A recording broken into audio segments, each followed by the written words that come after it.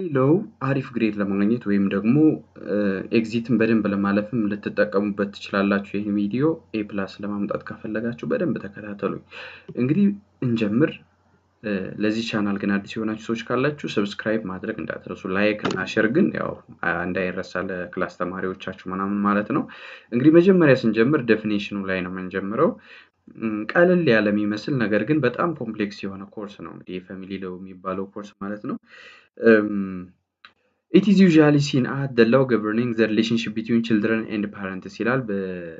በእናቶችና በአባቶች መካከል ያለውን ሪሌሽንሽፕ ገቨርን የሚያደርግ ነው ማለት ነው። the rational behind ምኑ ነው?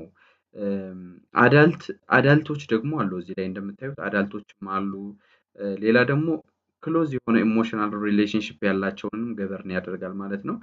እንግዲህ ራሽናሉ ምንድነው ብለን ስናይ ራሽናል ቢሃይንድ ፕሮቴክሽን ኤንድ ሬጉሌሽን ኦፍ ዘ ፋሚሊ ይላል። ፋሚሊን ሬጉሌት ለማድረግ ምንድነው ራሽናላችን ወይም ደግሞ ምክንያታችን ብለን ስናይ the family is a very important constitutive part of the society ይላል። በጣም ወሳኝ የሆነ ለማህበረሰቡ ወሳኝ የሆነ ፓርት ስለሆነ ነው ማለት ነው። ስለዚህ ምን ማድረግ አለብን? ይሄን ፕሮቴክት ማድረግ አለብን ማለት ነው። it has natural economic as well as social importance ናቹራልም ኢኮኖሚክ ወይም ሌላ ደግሞ ሶሻልም ጥቅም አለው ነው የሚለው። it is the nucleus of society ይላል። የማህበረሰቡ በቃ አንኳር ነው አስኳል ነው እያለ ነው። and hence much depends on the safety and security ስለዚህ ሴፍቲ ያስፈልገዋል ኒውክለስ እስከሆነ ድረስ ነው የሚለው። እንግዲህ ሶርሶች አሉ፣ የፋሚሊ ሪሌሽንሺፕ ሶርስ የምንላቸው ነገሮች አሉ። ከነዚህ ሶርሶች ውስጥ በመጀመሪያ የምናገኘው ሜሬጅ ነው፣ ሁለተኛው ፊሊዬሽን ነው፣ ሶስተኛው አዶፕሽን ነው። እነዚህ ሶስቱን ነገሮች ኢን ዲቴይል ማሳያችሁ ነው የሚሆነው። ከዛ በፊት ግን ሪሌሽንሺፕ ባይ ኮንሳንጉኒቲ የሚባል አለ፣ ኮንሳንጉኒቲ የሚባል አለ። ይሄ ምንድነው? ከበርዝ ወይም ከመወለድ የሚመጣ ዝምድና ነው። ለምሳሌ እናንተ ልጅ ብትወልዱ ልጃችሁ ከእናንተ ጋር ሪሌሽንሺፕ በኮንሳንጉኒቲ ነው ማለት ነው። it is a direct relationship ነው፣ ቀጥታ የሆነ ሪሌሽንሺፕ ነው። ሪፕሬዘንትድ የሚደረገው ደግሞ በስትሬት ላይን ነው።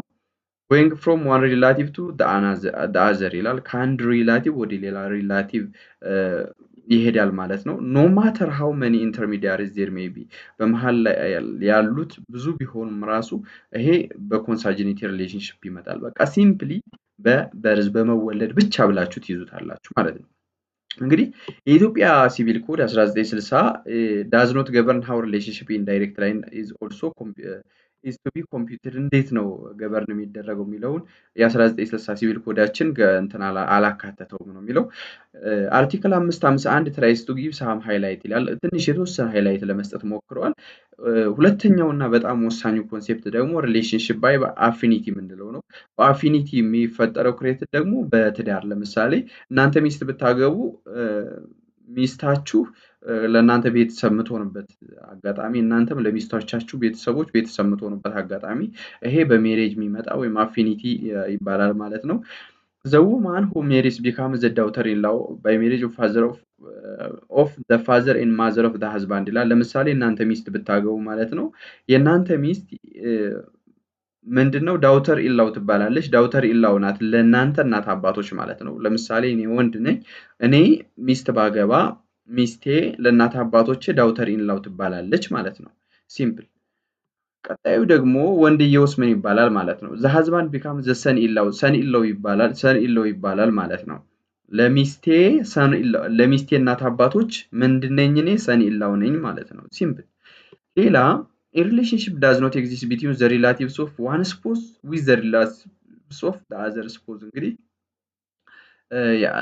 የአንዱ ባለቤት ከሌላው ባለቤት ጋር ኤግዚስት አያደርግም ማለት ነው። ሪሌሽንሺፕ ባይ አዶፕሽን ለምሳሌ ያ ማለት እኔ ለምሳሌ ሚስቴን ካገባሁኝ የኔ ወንድም ደግሞ የሚስቴን እህት ማግባት ይችላል ማለት ነው። ሲምፕሊ ሪሌሽንሺፕ ባይ አዶፕሽን ማለት ደግሞ ክሬትድ አዝ ኤ ሪዛልት ኦፍ ጉድፈቻ የምንለው በኦሮሞ ባህል በአብዛኛው ይታወቃል። የምታውቁ ከሆነ የኦሮሞ ባህል ምናምን ክሬትድ አዝ ኤ ሪዛልት ኦፍ ኤ ስፔሻል ኮንትራክት ቢትዊን ዘ አዶፕተር ኤንድ ኦሪጂናል ፋሚሊስ ኦፍ ዘ አዶፕተር ቻይልድ ይላል። እንግዲህ as a result of special contract between the adopter and the original families of the adopter child ይላል። እንግዲህ አዶፕተር ማለት አሳዳጊው በጉድፈቻ የሚያሳድገው ነው። ኦሪጂናል ፋሚሊ ኦፍ ዘ አዶፕትድ ቻይልድ የሚባሉት ደግሞ ኦሪጂናል የሆኑ ፋሚሊዎች ሲወለዱት ነው። እንግዲህ ስፔሻል ኮንትራት ይኖራል፣ አሳድገዋለሁ የሚል ኮንትራት ይኖራል። ባይ ዘ ዌይ በቅርቡ ነው የቀረው እንጂ እኮ ኢትዮጵያውያን ለአሜሪካውያን ይፈቅዱ ነበር ልጆችን ወስደው እንዲያሳድጉ ምናምን እና ያው ክራይም ምናምን ሲፈጸምብን ነው በቅርቡ የቀረው ማለት ነው። መሄድ የቀረው ወደዛ ወደ ውጭ ህጻናትን መላክ ምናምን የቀረው። እሺ እንቀጥል። እንግዲህ ኢፌክት ኦፍ ፋሚሊ ሪሌሽንሽፕ የሚል አለ። ክሬሽን ኦፍ ራይትስ ራይት ክሬት ይደረጋል። እንግዲህ ፋሚሊ ሪሌሽንሽፕ ከኖረ ወይም ደግሞ ዝምድና ከኖረ ምን ይፈጠራል ስንል የመጀመሪያው የሚፈጠረው ነገር መብት ነው። መብት ይኖራል፣ ግዴታም ይኖራል ማለት ነው። ጁሪዲካል አክቶችንም ፐርፎርም እናደርጋለን ኢንካፔብል ለሆኑ ሰዎች ማለት ነው። ለምሳሌ ኢንካፔብል ለሆኑ ለህፃናት ምናምን ምንድነው እኛ ጁሪዲካል የሆነ አክት እንፈጽማለን። በእነሱ ስም ኮንትራት እንዋዋላለን ምናምን ውል ምናምን ሲኖር በእነሱ ስም እንዋዋላለን ማለት ነው። ሌላውና በጣም ወሳኙ ነገር ደግሞ the law prohibits marriage between close relatives the incapacity to marry የሚባል ነገር አለ። በጣም ክሎዝ በሆኑ ቤተሰቦች ውስጥ ሜሬጅ አይፈቀድም። ለምሳሌ እኔ የአጎቴን ልጅ ማግባት አልችልም ማለት ነው። እሺ ሌላው ግን ሜሬጅ እንግዲህ ፋሚሊ ነው ብዙ ጊዜ በክልሎች ይለያያል። ለምሳሌ ኦሮሚያ ክልል ወይም ጋምቤላ ክልል ሊፈቀድ ይችላል የአክስት ልጅ ማግባት፣ በተለይ በሙስሊሙ ማህበረሰብ እንደዚህ አይነት ነገሮች ስለሚስተዋሉ ማለት ነው። ሌላው ቤትሮታል የሚባል ነገር አለ። ቤትሮታል የምንለው በ560 አንደር አርቲክል 560 ላይ እንዳለው the right of individuals to form a family with their own free and full consent የሚባል ነገር አለ። ይሄን ኮንሴፕት እንዴት ይዞልኝ ነው? revised family code has excluded the concept of betrothal as a whole and betrothal ወይም ማጨት መተጫጨት ምናምን ነው የሚባለው እና ይሄን ኤክስክሉድድ አድርጎታል ማለት ነው ቤትሮታልን። እንግዲህ ይሄ እቺን ኮንሴፕት እንዴት ይዙልኝ ነው የምፈልገው ማለት ነው። ቤትሮታል የምትባለው ነገር ሪቫይዝድ ፋሚሊ ኮዱ ሪፊውዝ አድርጓታል ማለት ነው።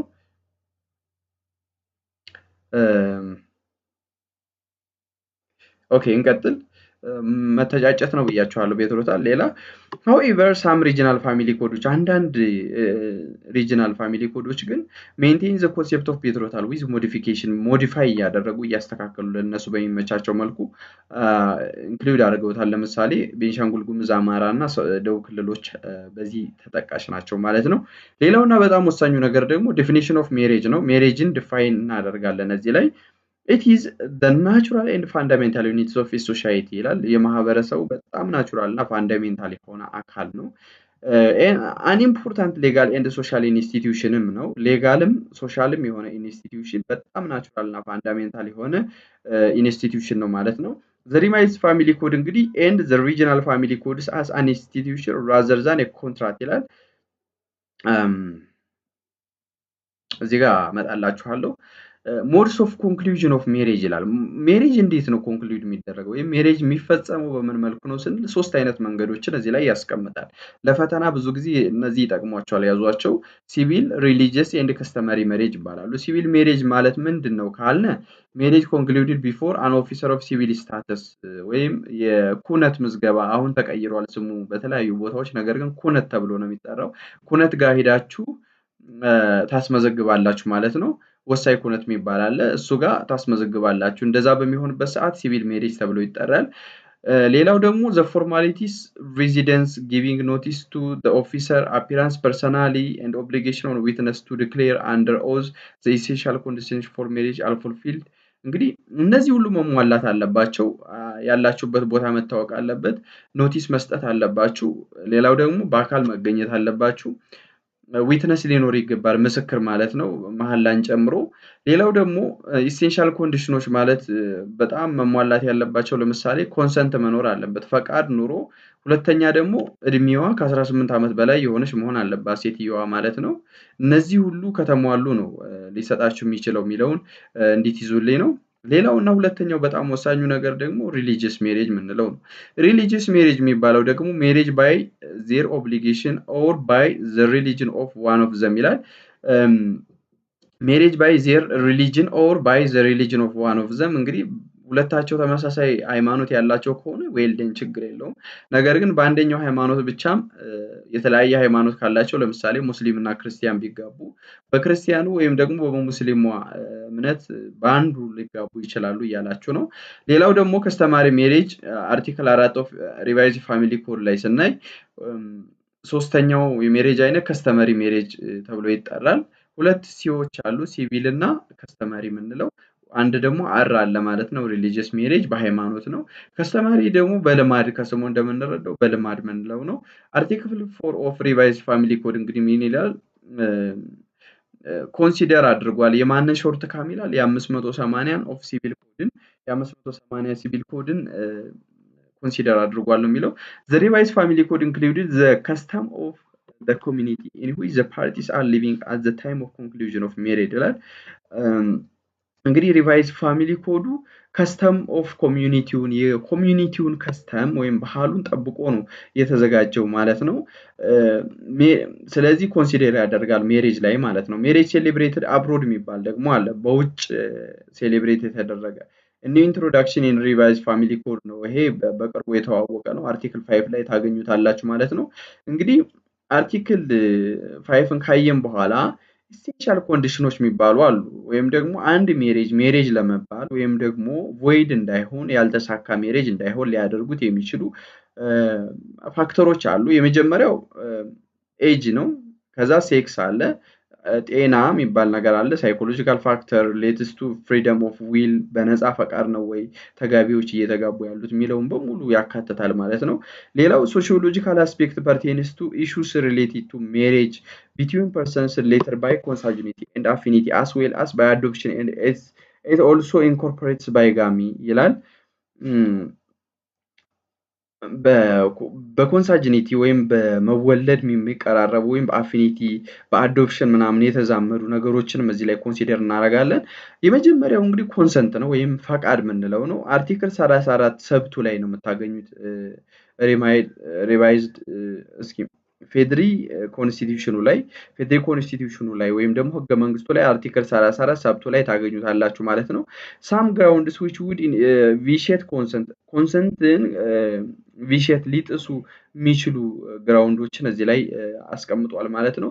እንግዲህ የመጀመሪያውና በጣም ወሳኙ ፋንዳሜንታል ኤረር የሚባልም አለ እዚህ ላይ 13 ሰብቱ ላይ ኦፍ ፋሚሊ ኮድ ላይ ጁሻል ኢንተርዲክሽን ቪዮለንስ የሚባልም አለ፣ ወይም ድረስ ማስገደድ የሚባሉ ነገሮች አሉ እዚህ ላይ አርቲክል 14 ኦፍ ሪቫይዝ ፋሚሊ ኮድ። እነዚህ ሁሉ እንግዲህ ካሉ ፋንዳሜንታል ኤረር ካለ፣ ድረስ ካለ፣ ቫዮለንስ ካለ ምን አይካሄድም ማለት ነው፣ ጋብቻ ሊኖር አይችልም ማለት ነው። ስለዚህ በነፃ ፈቃድ መሆን አለበት ማለት ነው። ሌላውና በጣም ወሳኙ ነገር ደግሞ ኤጅ ነው። ኤጅ የምንለው ደግሞ እድሜ ነው። ከ18 ዓመት በላይ ሊሆናት ይገባል ነው። ሶስተኛው ሪሌሽንሺፕ ነው። ኤግዚስተንስ ኦፍ ፕሮሂቢትድ ዲግሪስ ይላል። ሪሌሽንሺፓችሁ ላይ በጣም አክቲቭ መሆን አለባችሁ ማለት ነው። ሌላው ደግሞ ባይጋሚ ነው። ባይጋሚ የምንለው ደግሞ ሁለት ሚስቶችን ለምሳሌ አንድ ሰው ቢያገባ ነው። ፔሪድ ኦፍ ዊዶውሁድ የሚባል ደግሞ አለ። ፊሜል ቱ ዌይት ፎር ፔሪድ ኦፍ ለ180 ቀናት ያህል መጠበቅ አለባት ማለት ነው። አንዲት ሴት ከተፋታች ለምሳሌ ለ180 ቀናት ሳትጠብቅ ሌላ ባል ካገባች ያ ልጅ የዛ አዲስ ያገባችው እንትን መሆን ሊሆን ይችላል ተብሎ ነው ፕሪዚዩም የሚደረገው ማለት ነው። The law tries to avoid any conflict of paternity የአባትነት እንትንን ለማስወገድ እዚህ ላይ ተጠቅሞታል ማለት ነው። ምክንያቱም 180 ቀን አንድ ልጅ ይወለዳል ተብሎ ሊጠበቅበት ቀን ስለሆነ ማለት ነው። ሌላውና በጣም ወሳኙ ደግሞ ኦፖዚሽን ቱ ሜሬጅ ነው። አንድ ጋብቻ እንዳይሳካ ኦፖዝ ማድረግ ትችላላችሁ። ማን ሊያደርግ ይችላል የሚለውን ደግሞ ስናይ የመጀመሪያው ሶሳይቲ ነው። ኤክስኪዩቲቭ ኦርጋን ኦፍ ገቨርንመንቱም ሊያደርግ እንደሚችል እዚህ ላይ ያስቀምጣል ማለት ነው። ኤንጂኦዎች ምናምን ደግሞ ሊያደርጉ ይችላሉ። ኢንተረስትድ ፐርሰን ውስጥ ይካተታሉ። እነዚህ ኤንጂኦዎች እዚህ ላይ ይካተታሉ ማለት ነው። when the essential condition violated is relationship by consanguinity or affinity, the ascendants of both or one of the future spouse, their brothers, sisters who have attained full of age 18 years, the public prosecutor እነዚህ ሁሉ ሊያመለክቱ ይችላሉ ማለት ነው። ኢንኬዝ ኦፍ ባይጋመስ የሆነ ሜሬጅ ወይም አንድ ሰው ከሁለት በላይ ሚስቶች ሲያገባ ደግሞ ዘ ፕሪቪየስ ዋይፍ ኦር ዘ ሃዝባንድ ዘ ፐብሊክ ፕሮሲኪዩተር ሊያቀርቡ ይችላሉ ማለት ነው። ይሄ ይፍረስ የሚለውን ጥያቄ እነዚህ ሊያቀርቡ ይችላሉ። የመጀመሪያ ሚስት፣ ባል ወይም ደግሞ ፐብሊክ ፕሮሲኪዩተር ሊያቀርቡ ይችላሉ ማለት ነው። በጁዲሻል ጁሪስዲክሽን ጉዳይ ደግሞ ጋርዲያን ወይም ደግሞ ፐብሊክ ፕሮሲኪዩተር ሊያቀርቡ ይችላሉ ማለት ነው። እንግዲህ ለፈተና በባይጋመስ ሜሬጅ ሰዓት የበፊት ሚስቷ ወይም ደግሞ ባልየው እና ፐብሊክ ፕሮሲኪዩተር ናቸው እዚህ ላይ የምታዩት። ጁዲሻል ኢንተርዲክሽን ሲኖር ደግሞ ጋርዲያን እና ፐብሊክ ፕሮሲኪዩተር የሚያቀርቡበት እንትን አለ ማለት ነው። ጁዲሻል ኢንተርዲክሽን እዚህ ላይ በዚህ ጁሪስዲክሽን ብዬ ያነበብኩላችሁ ቦታ አለ። ሶሪ በጣም ኢንተርዲክሽን ማለት ያው አለመቻል ነው ወይም ደግሞ በህግ ገደብ ሲጣልባችሁ ነው። ስለዚህ እንደዛ ብላችሁ ታርሙት ዘንድ በትህትና ጠይቃለሁ ማለት ነው። ሌላውና በጣም ወሳኙ ነገር ደግሞ ኦፖዚሽን ቱ ሜሬጅ ነው። ይሄን አይተናል። ሌላው ኤንጂኦስ ምናምን የሚል አይተናል። እዚህ ላይ ኢፌክትስ ኦፍ ቫዮሌሽን ኦፍ ኢሴንሻል ኮንዲሽንስ ኦፍ ሜሬጅ እንግዲህ አንድ ሜሬጅ ቫዮሌት ሲደረግ ኢሴንሻል ኮንዲሽኖች አሉ። ኢፌክት ኦፍ ቫዮሌሽን ኦፍ ኢሴንሻል እነዚህ ኮንሰንት ምናምን ያልናቸው ነገሮች ኤጅ ምናምን ያልናቸው ነገሮች ሲጣሱ ምን ኢፌክት ይኖረዋል ካለ ቮይድ አክት ኢዝ አን ኢምፒቲ አክት። እንግዲህ ቮይድ አክት የምንለው ኢምፒቲ የሆነ አክት ነው። ኢት ዳዝ ኖት አቺቭ ዋት ኢት ሴትስ አውት ቱ ዱ። ቮይድ የምንለው ሲጀመር ከመጀመሪያው ያልነበረ አክት ማለት ነው። ቮይደብል አክት ኢዝ አን አክት ዊች ኦልዞ ኢት ኮንቴንስ ኤ ዲፌክት ሃዝ ኢንቴንድድ ሌጋል ኢፌክት። እንግዲህ ወደ ነበረበት ሊመለስ የሚችል ወይም ደግሞ እንደገና ታርሞ ሊቀጥል የሚችል ቮይደብል ተብሎ ሲጠራ፣ ቮይድ ግን ሲጀመር ከመጀመሪያውም አልነበረም ማለት ነው። ሲጀመር ከመጀመሪያው ያልነበረ አክት ነው። avoidable marriage is quite different from void marriage። እንግዲህ ሜሬጅ ቮይደብል ሊሆን ይችላል፣ ቮይድ ሊሆን ይችላል።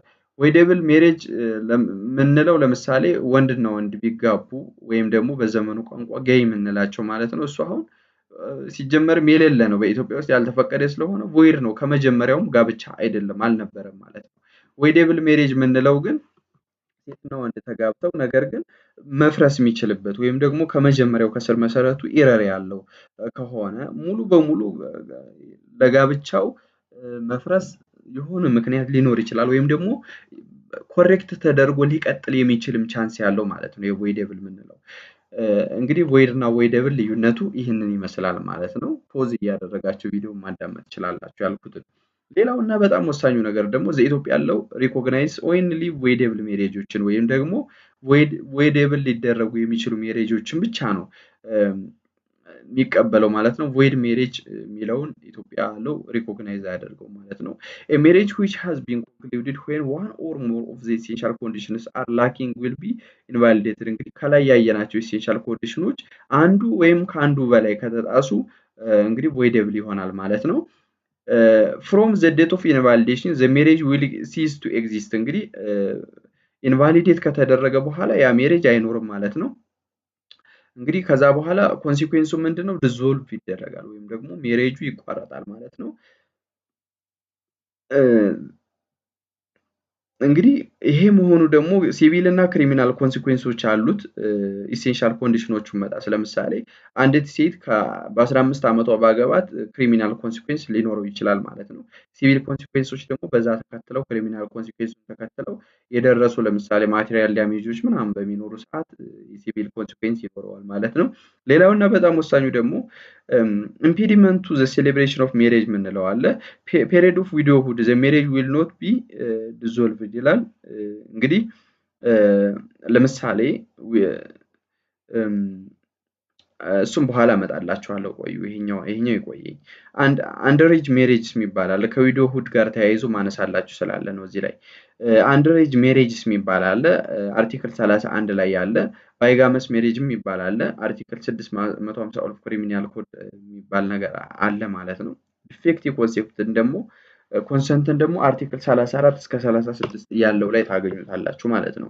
ሌላውና በጣም ወሳኙ ነገር ቻፕተር 3 ላይ የምናገኘው ነው ኢፌክት ኦፍ ሜሬጅ። ሜሬጅ በመከሰቱ ምክንያት ምን አይነት ኢፌክቶች ሊመጡ ይችላሉ የሚለውን በደንብ እዚህ ላይ የምናይ ነው የሚሆነው ማለት ነው። The contract of marriage ይላል። contract of marriage if valid under the law will govern the pecuniary effects as well as personal relationship of spouse ይላል። እንግዲህ pecuniary effect ማለት ከገንዘብ ጋር የተገናኙ ነገሮች ሲሆን personal relationship የምንላቸው ደግሞ ከሞራሊቲ ከምን ከሰዎች ጣልቃ ገብነት ጋር የምናያይዘው ነው የፐርሰናሊቲ ኢፌክት የምንለው ነው ማለት ነው። ስለዚህ ሁለት አይነት ኢፌክቶች የምናይ ነው የሚሆነው። የመጀመሪያው ፐርሰናል ኢፌክት ኦፍ ሜሬጅ ነው ወይም ደግሞ የፐርሰናል ውጤት ነው። ኢት ፕሮዲውስስ ስፔሻል ኦብሊጌሽን ቢትዊን ዘ ሃዝባንድ ኤንድ ዘ ዋይፍ አስ ኤ ሪዛልት ኦፍ ዜር ስታተስ አስ ስፖውስ። እንግዲህ ስፔሻል ኦብሊጌሽን ወይም ደግሞ ግዴታን ይጥላል በማንና በባልየውና በሚስትየዋ መካከል ማለት ነው። ምክንያቱም ስለተጋቡ ማለት ነው። አንደኛው ሪስፔክት መኖር አለበት፣ ሁለተኛው ሳፖርት መኖር አለበት፣ ሶስተኛው አሲስታንስ መኖር አለበት ማለት ነው። መከባበር አለባቸው፣ መረዳዳት አለባቸው። ይሄ አርቲክል 49 ላይ ታገኙታላችሁ ማለት ነው። ሌላው ደግሞ ፋሚሊ ማኔጅመንት ነው። ሚስትየው ለምሳሌ የቤት ስራዎችን ከሰራች ልጆቹን እሱ መያዝ አለበት ወይም የሆነ ነገር ሊሆን ይችላል ኬር ኦፍ ችልድረንም ጨምሮ ማለት ነው። ሶስተኛው ኮሃቢቴሽን ነው። ኮሃቢቴሽን ጥሬ ትርጉሙ ምንድን ነው የሚለውን መጀመሪያ ካየን በኋላ እንትኖችን ሌላ ኮንሴፕቶችንም ዲቴይል አብረን ምናይ ነው የሚሆነው ማለት ነው። እሺ እዚህ ላይ ላቁማችሁና ለዚህ ቻናል አዲስ የሆናችሁ ሰዎች ካላችሁ ሰብስክራይብ እንድታደርጉ በትህትና ጠይቃችኋለሁ ማለት ነው። ኮሃቢቴሽን ትርጉሙ ሲጀመር ምንድነው ከተባላችሁ ሳይጋቡ አብሮ መኖር ማለት ነው። ጥሬ ትርጉሙ ኮሃቢቴሽን ማለት ጥሬ ትርጉሙ ምንድነው? ሳይጋቡ አብሮ መኖር ማለት ነው። The jurisprudence holds that the unjustifiable refusal to have sexual relations with the spouse constitutes a violation of obligation of marriage ይላል። እነዚህ ኮሃቢቴሽን አብረን ካየን በኋላ ሪዝኔብል ሳይሆን ለምሳሌ ሴክስ መከልከል ማለት ነው። ሚስት ባሏን ከከለከለች ባሏም ሚስትየዋን ከከለከለ ዊዛውት ኤኒ ሪዝን ይሄ አንጀስቲፊብል ነው ይላል። ምክንያቱም በፈቃደኝነት ስለሆነ የተጋቡት ማለት ነው። The revised family could also require the spouse to have sexual relations normal in marriage unless this relations involve a risk of seriously prejudicing their health ማለት ነው። ጤናቸው ላይ ጉዳት ማያመጣ ከሆነ ወይም ደግሞ ጤናቸው ላይ በጣም ሪስኪ ካልሆነ በስተቀር ኖርማል በሆነ ወይ ሴክስ ማድረግ አለባቸው ነው የሚለው። as a result of this obligation one cannot talk of marital rape under the ኢትዮጵያ ያለው ይላል። እንግዲህ በዚህ ምክንያት ማሪታል ሬፕ የሚባል ኢትዮጵያን ባይዞ የለም፣ ማሪታል ሬፕ የሚባል የለም ማለት ነው። እሱን በሌላ ፓርት ቀጥለን ስናይ የምናየው ነው የሚሆነው። ሌላው ዲዩቲ ኦፍ ፊዴሊቲ ይኖራል። ዲዩቲ ኦፍ ፊዴሊቲ ማለት ታማኝ መሆን አለባቸው፣ አንዱ ለሌላው መታመን አለባቸው። ከነዚህ ካየናቸው ሶስት ነገሮች በተጨማሪ ማለት ነው። እነዚህ እንግዲህ ፐርሰናል ኢፌክት ኦፍ ሜሬጅ ይባላሉ ማለት ነው። ፔኪዩናሪ ኢፌክት ደግሞ ከገንዘብ ጋር የተያያዙ ነገሮችን የምናነሳበት ነው። ፔኪዩናሪ ኢፌክት ኦፍ ሜሬጅ የሚለው ደግሞ ከገንዘብ ጋር የተያያዙ ነገሮችን የምናነሳበት ነው። እንግዲህ ፐርሰናል ፕሮፐርቲ ነው የመጀመሪያው። ፐርሰናል ፕሮፐርቲ ወይም የግል ንብረታችሁ the property which the spouse possesses on the day of their marriage እንግዲህ ሲዳሩ ገና ሳይዳሩ በፊት ያለሙት ነው። ለምሳሌ እናንተ ተማሪ ያላችሁ የሆነ ገንዘብ አለምታችሁ ከኖራችሁ ከተዳራችሁ በኋላ ፐርሰናል ፕሮፐርቲያችሁ ይሆናል ማለት ነው። ካስመዘገባችሁት ነው። ግን ዝም ብላችሁ ከተዋችሁት የጋራ ንብረት ነው የሚሆነው። ይሄን ጥንቃቄ አድርጉ። which they acquire after marriage by succession or donation will remain their personal property እንግዲህ ከተዳራችሁም እሺ the property which the spouse possesses on the day of their marriage ይላል። በተዳራቸው ቀን ፖሰስ የሚያደርጉት ወይም ደግሞ አፍተር ሜሬጅ ደግሞ በሳክሰሽን ለምሳሌ በውርስ ሳክሰሽን ኦፍ ዶኔሽን በዶኔሽን ወይም ደግሞ አንድ ሰው በስጦታ መልክ ዶኔት ቢያደርጋችሁ እሱን የግላችሁ ንብረት አድርጋችሁ ማስመዝገብ ትችላላችሁ ማለት ነው። ይሄ እንዴት ይዙልኝ ነው። ከዚህ በፊት ያለማችሁትን ንብረት በግላችሁ ማስመዝገብ ትችላላችሁ።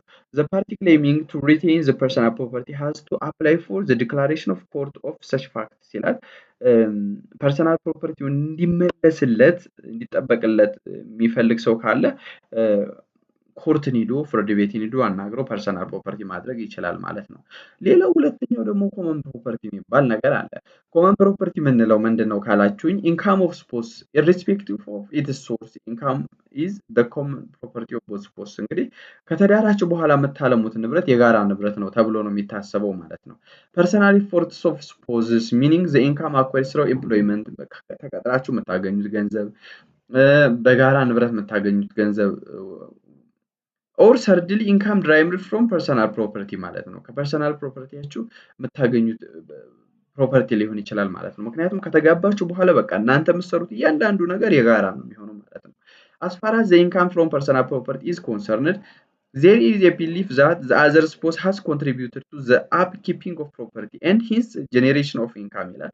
እንግዲህ ከተጋባችሁ በኋላ ንብረቱ የለማው በሁለታችሁ ጥረት ነው ተብሎ ስለሚገመት ነው እዚህ ላይ ኮንሲደር ሊደረግ የጋራ ነው ተብሎ እንዲታሰብ የተደረገው ማለት ነው። ሌላውና በጣም ወሳኙ ነገር as a result the income is made common property ይሆናል ማለት ነው። there is a split between judges as to whether the retirement pension is a common marital property or not። እንግዲህ ሪታየርመንት ፔንሽን ወይ የጡረታ አበል ምንለው የጋራ ይሁን ወይስ አይሁን የሚለውን ነገር ይከራከራሉ ብዙ ጀጆች ይላል። the employees contribution is made during the marriage ይላል። እንግዲህ ኮንትሪቢዩት የምታደርጉት ለጡረታ ስወጣ መቀበለው ነው ብላችሁ ሴቭ የምታደርጉት ገንዘብ ማለት ነው። የተወሰነ ገንዘብ እየተቀነሰ ሴቭ የሚደረግላችሁ በሜሬጅ ሰዓት ስለሆነ there is no doubt that the 4% contributed each month is marital property በጋብቻ የመጣ ፕሮፐርቲ መሆኑን አንጠራጠርም ይላል። ነገር ግን አርቲክል 63 all property in marriage will be considered as common property ይላል ማለት ነው። በሜሬጅ ውስጥ የሚገኝ ማንኛውም ፕሮፐርቲ ፐርሰናል ፕሮፐርቲ ተብሎ ይጠራል ይላል። unless the other spouse proves otherwise ወይም ደግሞ presumption ከሌለ በስተቀር ሌላኛው ፓርቲ ይሄ ፐርሰናል ፕሮፐርቲ አይሆንም ብሎ ፕሪዚዩም ካላደረገ ይሄ ፐርሰናል ፕሮፐርቲ ሊሆን ይገባል ብሎ ክሌም ካላደረገ በስተቀር ማለት ነው። እንዳላበዛባችሁ ኦልሞስት ወደ 25 ደቂቃ አካባቢ ተጠቅመናል ማለት ነው። 30 ደቂቃ አካባቢ ሲሆነን በፓርት 2 ቪዲዮ እንዲቀጥልላችሁ እናቆመዋለን ይሄን ቪዲዮ ማለት ነው።